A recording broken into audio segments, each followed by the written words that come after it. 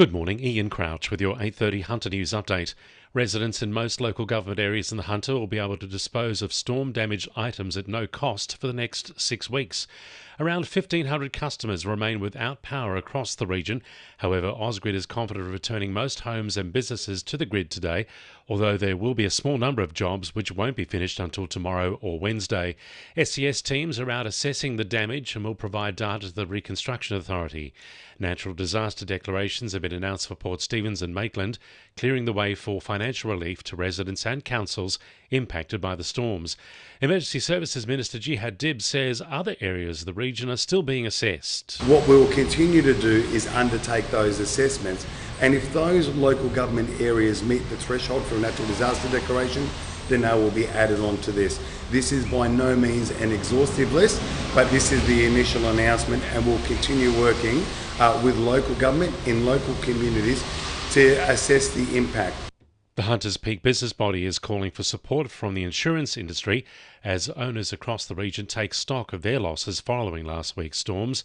Business Hunter CEO Bob Hawes says receiving compensation will be difficult without adequate records. Yeah, we had a number of calls from businesses just inquiring really to see whether or not there was any form of government assistance available given the time that this delay is taken, and businesses are going to have to rely on their own insurance policies where they might have business interruption insurance.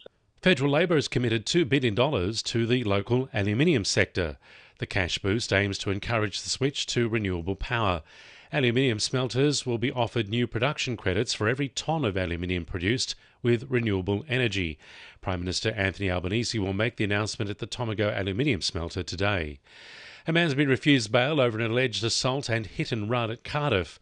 Emergency services were called to the intersection of Main Road and Harrison Street just before 1:30am on Friday, where they found a 36-year-old man lying injured on the roadway outside the Iron Horse Inn.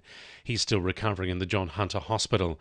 Following inquiries, police located a vehicle on Devon Street at Wallsend and arrested a 24-year-old man.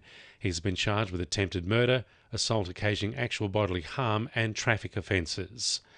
The company behind the controversial PEP 11 project off the Hunters Coast is considering an appeal after their application to extend the oil and gas exploration permit was refused by the federal government. Minister for Industry and Science, Ed Husic, said the decision was made in the public interest due to cost and environmental concerns. Newcastle MP Sharon Claydon says the project has been looming over the heads of the community for more than a decade. It made no sense economically, environmentally, or from an energy perspective.